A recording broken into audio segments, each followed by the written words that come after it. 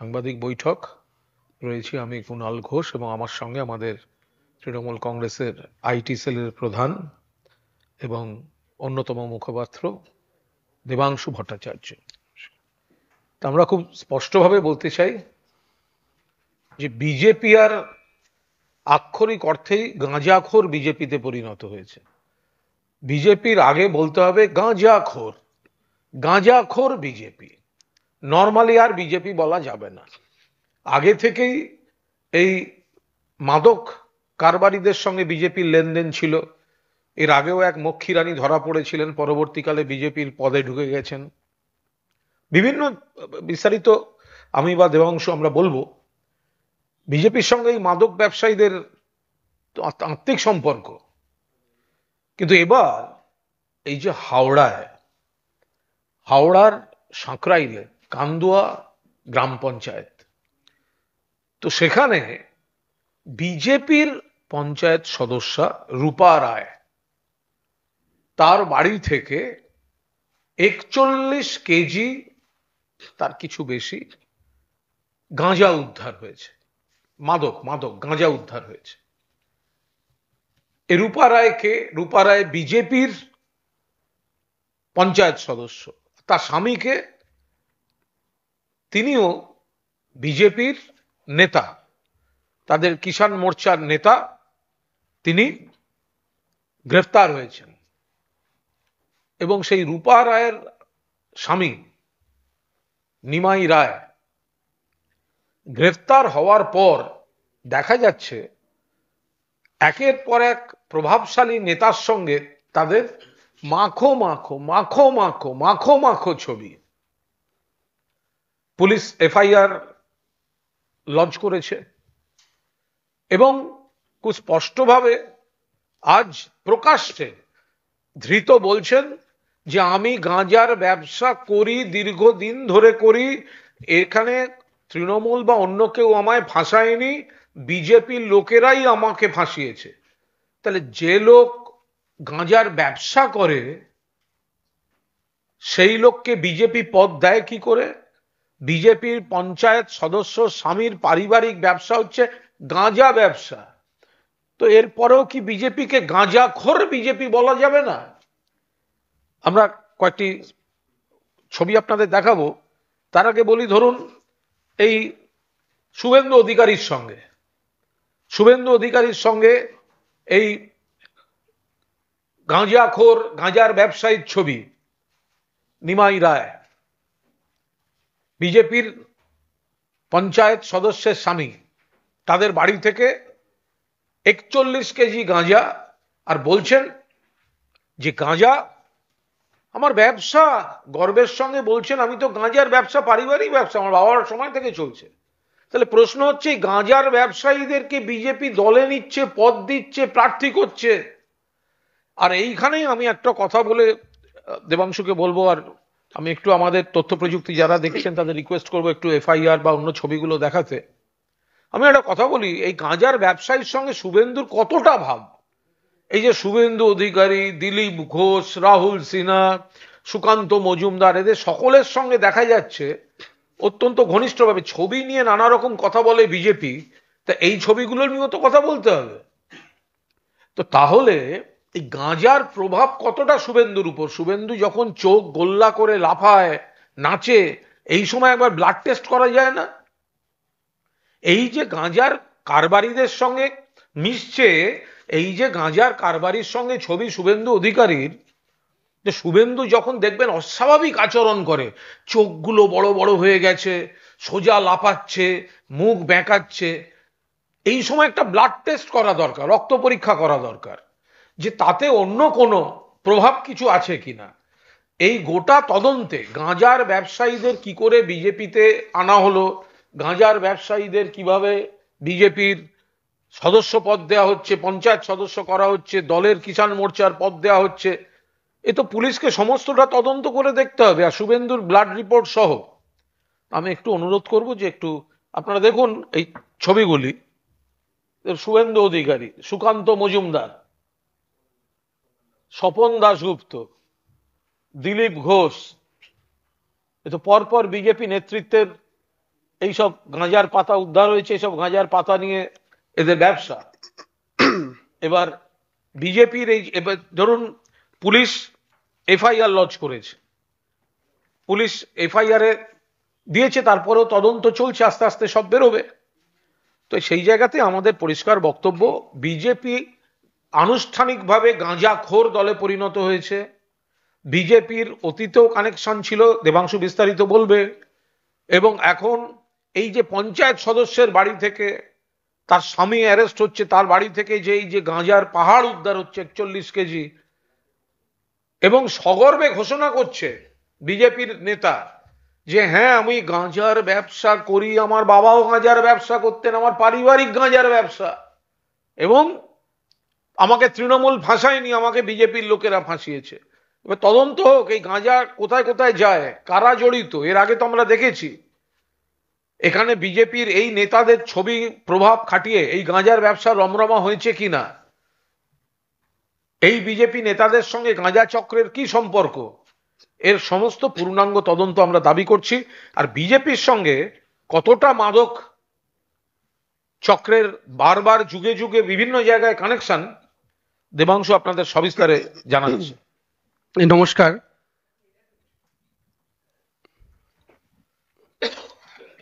ঠিক আছে,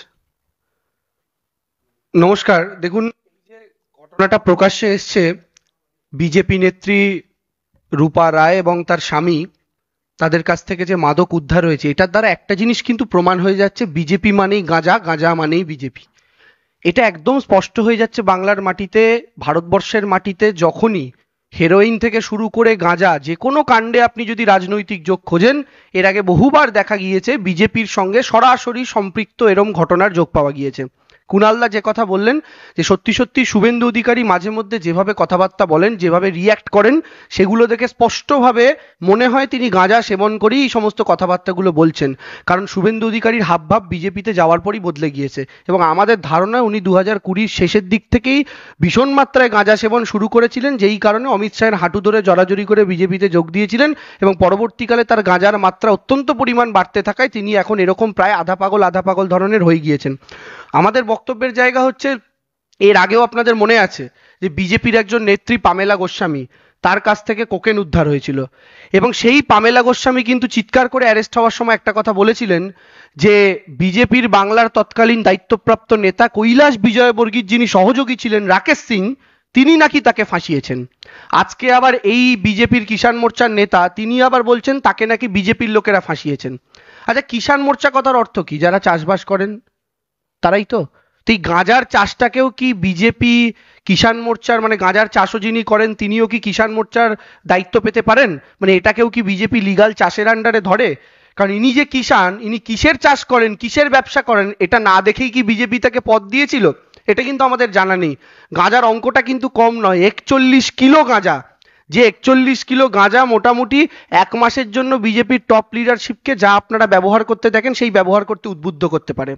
এর আগেও আমরা জানি 2023 সালে পাঞ্জাবে ইন্দার আকবাল সিং, তিনি শিরোমণি আকালি দল ছেড়ে বেরিয়ে আসেন এবং দিল্লিতে বিজেপিতে যোগ দিয়েছিলেন। তার সঙ্গে যোগ দিয়েছিলেন পার্শ্বতম সোধি। এই পার্শ্বতম সোধিকে, ইনি 23 কিলোগ্রাম হেরোইন সহ গ্রেফতার হয়েছিলেন, এবং ঘটনাচক্রে এই ব্যক্তি স্বয়ং অমিত শাহের উপস্থিতিতে বিজেপিতে যোগদান করেছিলেন। অর্থাৎ পামেলা গোস্বামী থেকে শুরু করে পরবর্তীকালে তার মুখ থেকে রাকেশ সিং এর কথা বেরিয়ে আসা, আপনি পরশুরাম সোধির কথা বলুন, কিংবা আপনি হালফিলের যে রূপা দেবীর বাড়ি থেকে তার হাজবেন্ড ধরা পড়েছেন তার কথা বলুন, এটা বারংবার প্রমাণিত হচ্ছে। তার সঙ্গে যে ছবিগুলো বারংবার উঠে আসছে, সুকান্ত মজুমদারের সঙ্গে এই আমাদের গাঁজা নিয়ে ধরা পড়া ব্যক্তির ছবি, স্বপন বাবুর সঙ্গে এই গাঁজা নিয়ে ধরা পড়া ব্যক্তির ছবি, এছাড়াও এখানে আমরা দেখতে পাচ্ছি এই যে তারা হচ্ছেন হাজব্যান্ড ওয়াইফ, এখানে তাদের ছবিও আপনারা দেখতে পাচ্ছেন। অর্থাৎ বিজেপি দলটাই কোথাও গিয়ে গাঁজার সাথে সম্পৃক্ত হয়ে গিয়েছে। স্বাভাবিকভাবেই আমরা প্রতিনিয়ত তাদের রাজনৈতিক বক্তব্য শুনে ভাবি, এত গাঁজাখুরি কথা তারা বলেন কোথা থেকে, এত এমন কথা বলেন কোথা থেকে যার লজিক নেই, যে বক্তব্যের কোনো যুক্তি নেই। আজকের দিনে দাঁড়িয়ে স্পষ্ট হয়ে যাচ্ছে যে বিজেপি নামক রাজনৈতিক দলটা সম্পূর্ণভাবে গাঁজার ওপর ভিত্তি করে বাংলার মাটিতে চলছে, এবং সেই গাঁজা তাদের ভিত্তি, কোকেন তাদের ভবিষ্যৎ। এই হচ্ছে বর্তমানে ভারতীয় জনতা পার্টি যে জায়গাতে দাঁড়িয়ে রয়েছে পশ্চিমবঙ্গের মাটিতে। আজকে বিজেপি তৃণমূল কংগ্রেসের বহু নেতার সঙ্গে বহু জায়গায় ছবি দেখিয়ে অনেক দাবি করে এসছেন, এতদিন সংবাদ মাধ্যমের কাছে দাবি করেছেন। আমরা প্রশ্ন করতে চাই, তাহলে শুভেন্দু বাবু থেকে শুরু করে দিলীপ ঘোষ থেকে শুরু করে স্বপন দাশগুপ্ত থেকে শুরু করে সুকান্ত মজুমদার, তাদের সঙ্গে যেই গাঁজার চাষি কিষান, কোট আনকোট গাঁজার কিষান, তার সঙ্গে যে তাদের ছবি দেখা গেল, সেই ছবি প্রকাশ্যে এলো, তাহলে এই ছবি নিয়ে তাদের যুক্তি বা তাদের বক্তব্য কি হবে? তারা কি এটা আজকে ইনি বুক চাপড়ে একটা কথা বলছেন, বলে আমার বাবাও গাঁজার ব্যবসা করতো, আমিও গাঁজার ব্যবসা করি, আমার ছেলেও গাঁজার ব্যবসা করবে, এইটা করেই তো আমরা এত বছর সংসার চালিয়েছি, আমার ছেলেকে বড় করেছি। অর্থাৎ গাঁজার ব্যবসা তিনি করতেন, এটা বুক চাপড়িয়ে বলছেন। এই কথাটা পুলিশ জানতে পারলো, এই কথাটা ভারতীয় জনতা পার্টির নেতারা জানতে পারলেন না? যারা তৃণমূল কংগ্রেসকে নিয়ে প্রশ্ন করেন যে তৃণমূলের নেতারা এটা জানতেন না, তৃণমূলের সরকারের এই মন্ত্রী ওটা জানতে পারেননি, তা আমি আজকে প্রশ্ন করছি, যাকে কিষাণ মোর্চার নেতা করে রেখে দিয়েছিলেন, তার যে বংশ পরম্পরায় গাঁজার ব্যবসা, এই তথ্যটা আপনাদের কোনো নেতা জানতে পারেনি? এই তথ্যটা আপনারা জানতেন না? আপনাদের হাওড়ার নেতা, আপনাদের রাজ্যের নেতারা জানতেন না? শুভেন্দু বাবুর মতো নেতা জানতেন না? সুকান্ত বাবুর মতো যে নেতা জানতেন না? সবাই সবটা জানতেন। তার থেকে গাঁজার সাপ্লাই নিয়ে হয়তো সেবন করতেন, অথবা হয়তো পরবর্তীকালে দেখা যাবে এই গাঁজার ব্যবসা করে যে অর্থনৈতিকভাবে লাভবান তিনি হয়েছেন, তার ভাগ বাটোয়ারা শুভেন্দু অধিকারী থেকে শুরু করে সবার সমান সমান ভাগ হয়েছে, এটাও হয়তো পরবর্তীকালে দেখা যাবে। তো সেই জায়গা থেকে দাঁড়িয়ে আমরা বলতে চাই যে পামেলা গোস্বামী থেকে শুরু করে পরের ঘটনা শুধু এই এই ব্যাপারই নয়। আপনারা জানেন ভ্যাটাগুড়ি এক গ্রাম পঞ্চায়েত কোচবিহারের, এই ভ্যাটাগুড়ি এক গ্রাম পঞ্চায়েত পুরো এলাকাটাই গাঁজা চাষের জন্য বিখ্যাত হয়ে উঠেছিল। পরবর্তীকালে পুলিশ প্রশাসন অ্যাকশন নিয়েছিল। এই ভ্যাটাগুড়ি ওয়ান, এটা কার অঞ্চল জানেন? বিজেপির কেন্দ্রীয় স্বরাষ্ট্র প্রতিমন্ত্রী নিশীথ প্রামাণিকের নিজের বাড়ির এলাকা। অর্থাৎ এখানেও গাঁজা। তাহলে যেখানে বিজেপি সেখানে গাঁজা, যেখানে গাঁজা সেখানে কোকেন, যেখানে কোকেন আবার সেখানে বিজেপি। তাহলে বিজেপি আর গাঁজার এত সুন্দর একটা সম্পর্ক বাংলার মাটিতে, সেই জায়গায় দাঁড়িয়ে আমরা একটা কথাই বলতে চাই, গোটা ভারতবর্ষের ট্রেন্ডই বিজেপি বজায় রাখছে কোকেন আর গাঁজার সাথে তাদের যে যোগাযোগ। আমরা ভারতীয় জনতা পার্টি বাংলার মানুষের কাছে এই বার্তাই পৌঁছে দিতে চাই যে বাংলার মানুষ এই দৃশ্য আজকে দেখছেন সংবাদ মাধ্যমের থ্রুতে, যে একটা রাজনৈতিক দল সম্পূর্ণভাবে গাঁজা নির্ভর রাজনৈতিক দল হয়েছে একটা পশ্চিমবঙ্গের মাটিতে এবং ভারতবর্ষের মাটিতে। ফলে তাদের কোনো বক্তব্যই বাংলার মানুষ আর রাজনৈতিকভাবে সিরিয়াসলি নেবেন না। অলরেডি শুভেন্দুদের মতো লোডশেডিং এ যেটা নেতাদের বক্তব্য তারা নেন না। আর আমার তো চিন্তা হচ্ছে এখন শুভেন্দু অধিকারীর মতো নেতা, যাদের নামের আগে এতগুলো টাইটেল বসে গেছে, মাননীয় লোডশেডিং, মাননীয় চোর মহাশয় শুভেন্দু অধিকারী, এখন তার আগে আবার গাঁজাখোরও বসলো।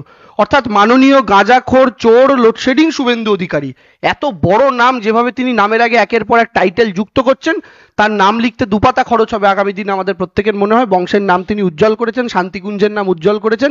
মাননীয় চোর, লোডশেডিং, গাঁজাখোর শুভেন্দু অধিকারী বাংলার রাজনীতিতে গাঁজা খেয়ে রাজনীতি করলে বেশি দিন এগোনো সম্ভবপর নয় বলেই আমাদের বিশ্বাস।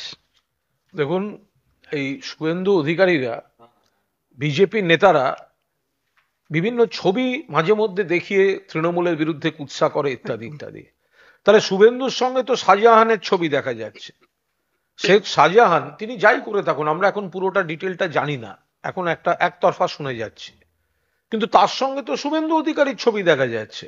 আবার সেই শুভেন্দু অধিকারীর ছবি এই গাঁজা ব্যবসায়ী তার কাছে দেখা যাচ্ছে। সবচেয়ে বড় কথা যেটা, যে বিচ্ছিন্নভাবে কেউ গাঁজা ক্যারি করছে, গাঁজার বাহক, কারুর কাছ থেকে একটা গাঁজা পাওয়া গেল সেরম নয়, যে ঘোষিতভাবে বলছে যে আমার গাঁজা চাষ পারিবারিক ব্যবসা, তাকে কি করে বিজেপি কৃষক নেতা বলে নিয়ে নেয়? এটা আচমকা কেউ মানে গাঁজা কিছু কোথা থেকে কিনেছে, কাউকে সাপ্লাই দিচ্ছে, একটা অসাধু ব্যবসায় জড়িয়ে পড়েছে, ব্যাপারটা সেরম নয়। এটা একটা প্রাতিষ্ঠানিক চেহারা আছে। তিনি বলছেন যে আমার গাঁজার চাষ পারিবারিক ব্যবসা, গাঁজার চাষ। তারপরে যদি বিজেপি নেতারা নেন এবং তারা যদি তারপরে একের পর এক বিজেপি নেতার সঙ্গে তাদের ছবি থাকে, তাহলে তো এটা ঘটনাচক্র বলা যাবে না, জানতাম না বলতে পারবেন না। যার পারিবারিক ব্যবসা হচ্ছে গাঁজার চাষ, তো তাহলে বিজেপি নেতাদের মানতে হবে যে গাঁজার চাষ জেনেই তারা তাকে দলে নিয়েছেন এবং গাঁজা ব্যবসায়ী স্ত্রীকে নমিনেশন দিয়েছেন পার্টির। গাঁজাখোর বিজেপি গাঁজা ব্যবসায়ী স্ত্রীকে পার্টির নমিনেশন দিয়ে পঞ্চায়েত সদস্য করেছে। ফলে আমরা পুলিশকে অনুরোধ করব যে এই সঙ্গে যাদের যাদের ছবি আছে তাদেরকে এই মামলায় ইনক্লুড করা হোক, এবং এদের সঙ্গে কি সম্পর্ক, এরা ব্যবসাটা বাড়াতে সাহায্য করেছে, দলে কেন নিয়ে পৃষ্ঠপোষকতা করেছে, নাকি এদের কাছ থেকে আর্থিকভাবে লাভবান হয়েছে, নাকি এদের কাছ থেকে গাঁজা সেবনজনিত কোনো সম্পর্ক তৈরি হয়েছিল, পুরো দস্তুর এর তদন্ত হওয়া প্রয়োজন।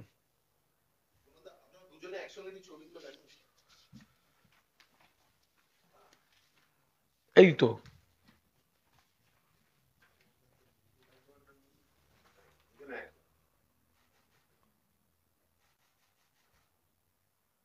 দিলীপ বাবু, শুভেন্দু বাবু, সুকান্ত বাবু, আরো নানা ধরনের বিজেপির নেতারা, স্বপন দাশগুপ্ত আছেন, স্বপন দাশগুপ্ত, রাহুল সিনহা, সবাই আছে। মানে বিজেপির নবীন প্রবীণ সবাই আর কি। নবীন প্রবীণে কোনো ভাগাভাগি নেই। পারিবারিক ব্যবসা না, বাবার আমল থেকে চলছে গাঁজা ব্যবসা। ফলে বাবার আমল থেকে সিনিয়ররা নিয়ে এসছেন, আর ওর আমল থেকে তারপরে যারা এসছে তারা নিয়েছে।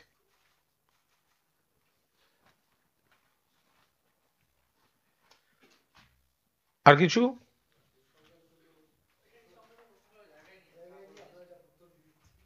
হুম।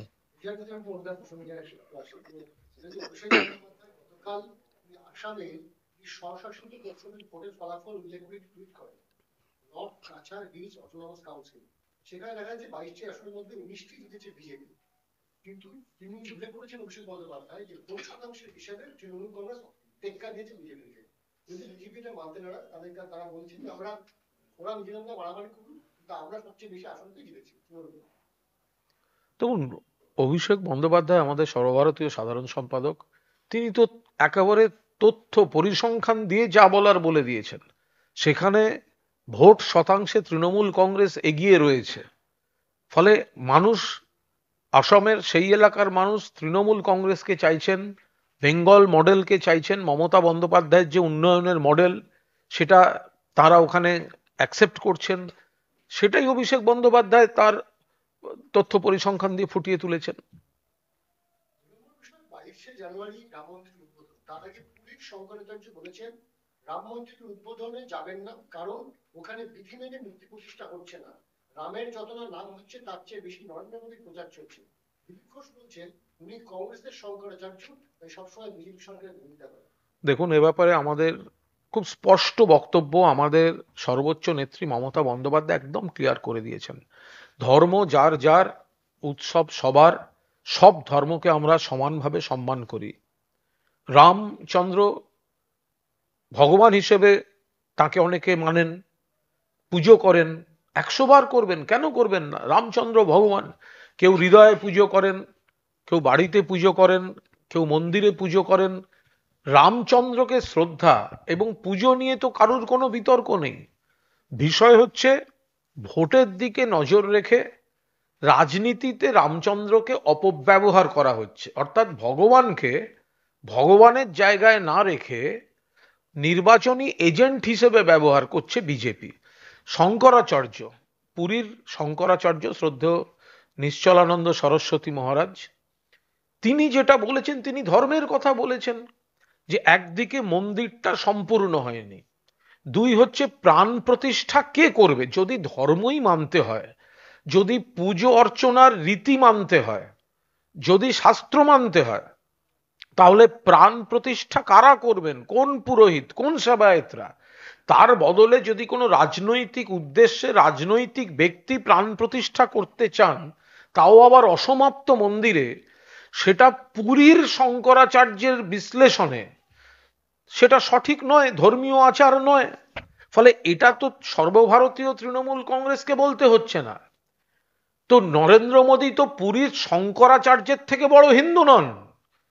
জেপি নাড্ডা তো পুরীর শঙ্করাচার্যের থেকে বড় হিন্দু হয়ে যাননি।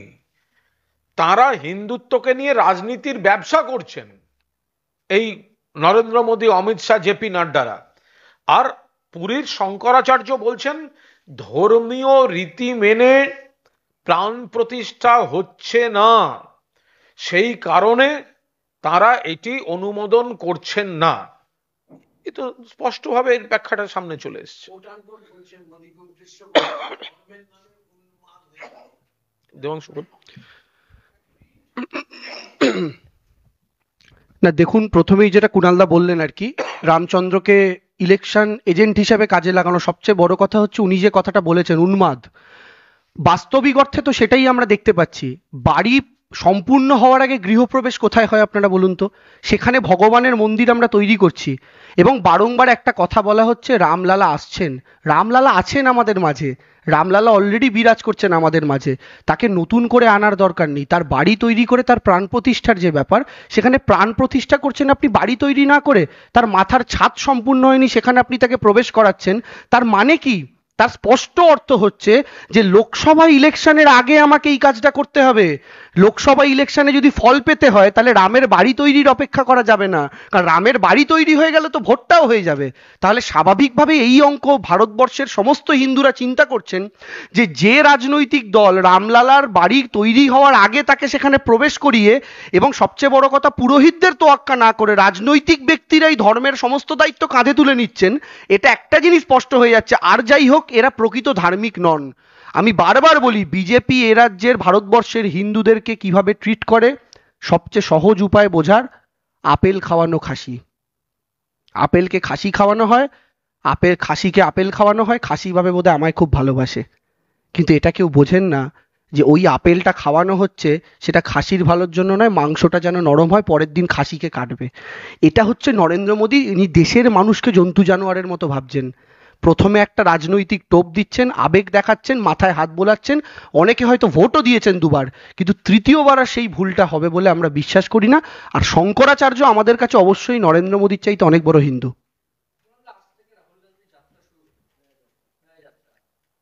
ইন্ডিয়া জোট কতটা লাভবান হবে এই যাত্রার দ্বারা, আর এই রাজ্যে যখন প্রবেশ করবে তৃণমূল কংগ্রেসের ভূমিকা কি?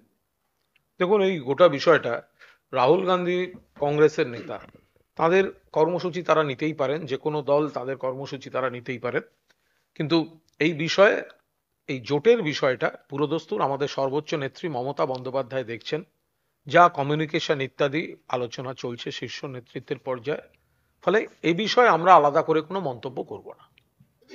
যখন ম্যানেজারটা নিয়ে রামলাল বেরোচ্ছে তখন টিভিতে কটাক্ষ করে বলছে সবাই অযোধ্যামুখী হাঁটছে, রাহুল তখন বিপরীতমুখী, এর ফলে কোনো লাভ হবে না, এই রাজনীতি হাঁটতে দিন, ভোটের ফলাফল কি সবার সামনে রয়েছে। দেখুন, বিজেপি তাদের তো মানুষের মধ্যে হাঁটার কোনো জায়গা থাকে না।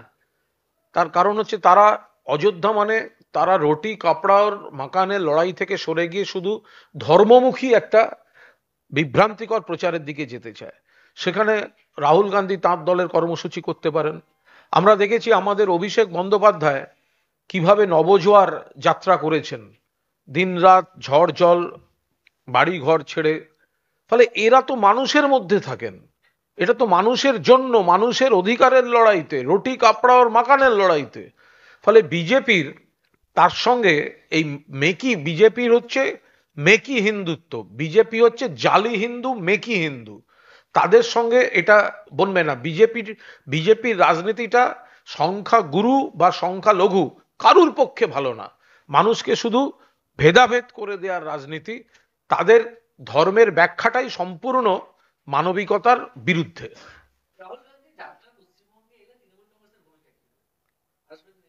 তোমরা টিভিতে দেখালে দেখবো, আমরা নিশ্চয়ই তাদের দল, তাদের কর্মসূচি, এখন তারা যদি কোনো যোগাযোগ করেন বা কিছু করেন, আমাদের দলের সর্বোচ্চ নেত্রী যা সিদ্ধান্ত নেবেন সেই অনুযায়ী হবে। স্বচ্ছতা অভিযান, আমরা শুধু এইটুকু আশা করব যে পশ্চিমবঙ্গের মাটি বিজেপির বিরুদ্ধে লড়াইটা তৃণমূল কংগ্রেস দিয়েছে।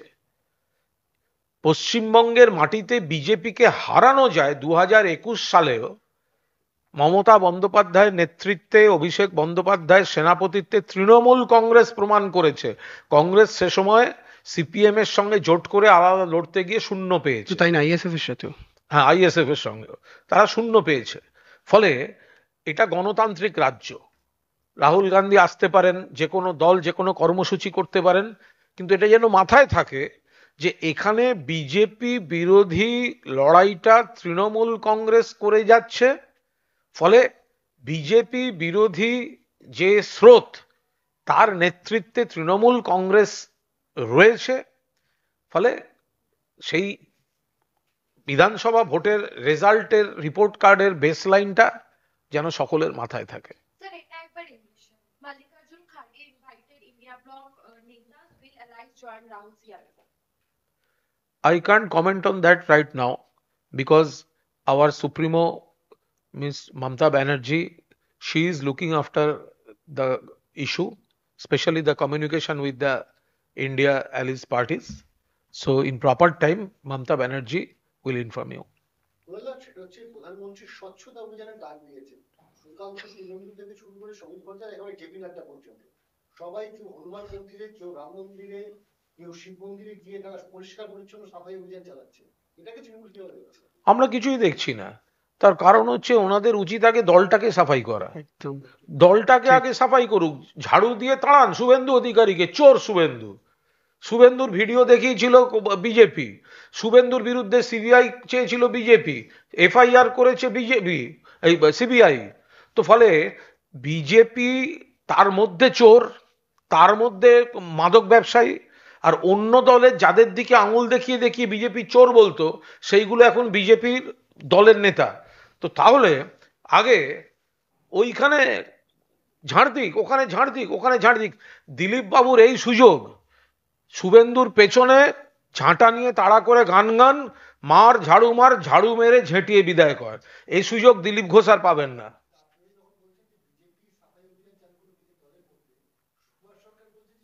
লোকসভা নির্বাচনে এই রাজ্য থেকে তৃণমূলই সাফাই করে দেবে। সুভাষ সরকার এক্স এমপির লেটার হেডটা ছাপিয়ে রাখুন বাঁকুড়া থেকে।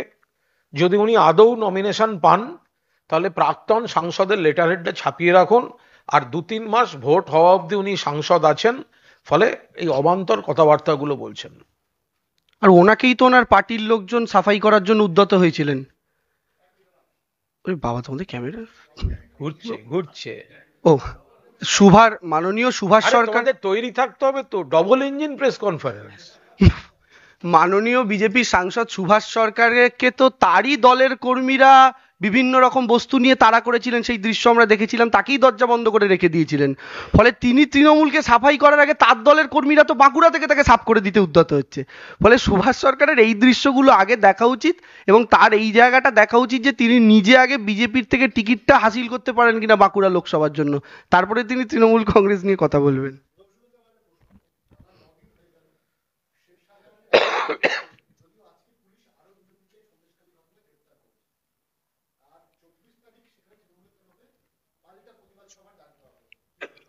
দেখুন, পুলিশ প্রশাসন সম্পূর্ণভাবে খোঁজার চেষ্টা চালিয়ে যাচ্ছে।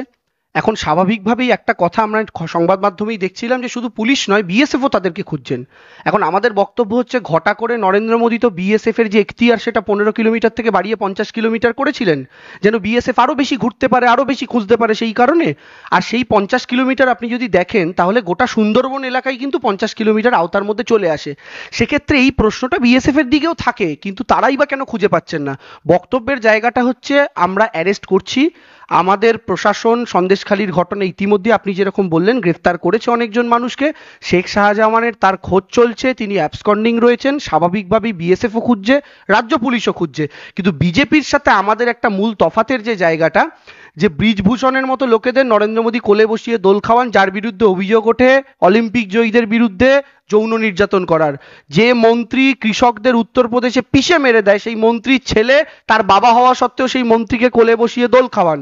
এই বিজেপির নেতারা নারী পাচার থেকে, মানব পাচার থেকে কয়েকদিন আগে খুনের মামলায় যার জামিন খারিজ হয়ে গিয়েছে, সেই নিশীথ প্রামাণিককে নিজের মন্ত্রিসভার সদস্য করে রেখে দেন। শুভেন্দু অধিকারীকে চোর বলার পর, ছ্যাঁচর বলার পর, নিজেরা প্রেস কনফারেন্স করার পর তারপরে তাকে বিরোধী দলনেতা করে পুরস্কৃত করেন। হেমন্ত বিশ্ব শর্মাকে সারদার চোর বলে নিজেরা লিফলেট বিলি করেন কংগ্রেসে থাকাকালীন, তারপরে সরকারে এসে তাকে স্বাস্থ্যমন্ত্রী করেন, তারপরে তাকে মুখ্যমন্ত্রী করেন। নরেন্দ্র মোদী ক্রিমিনালদের কোলে বসিয়ে দোল খাওয়ান। মেহুল চোকসি, ললিত মোদী, নীরব মোদী, এরা যে পালিয়ে গেল, কেন্দ্রীয় সরকার কি ধরে আনতে পেরেছে? তারা পশ্চিমবঙ্গের সরকার কেন শাহজাহানকে খুঁজে পাচ্ছে না পুলিশ, এই প্রশ্ন করার আগে নরেন্দ্র মোদী কেন না নিজের মেহুল ভাই, ললিত ভাই আর নীরব মোদীকে খুঁজে পাচ্ছেন, এই প্রশ্নটা তো দেশের মানুষ করবেন। মমতা বন্দ্যোপাধ্যায় তো শাহজাহানকে ভাই বলে ডাকেনি, নরেন্দ্র মোদী এদেরকে নিজের ভাই বলে ডেকেছেন, মেহুল ভাই, ললিত ভাই। তাদেরকে বিদেশ থেকে এখনো আনতে পারছেন না কেন, এই উত্তরটাকে দিন।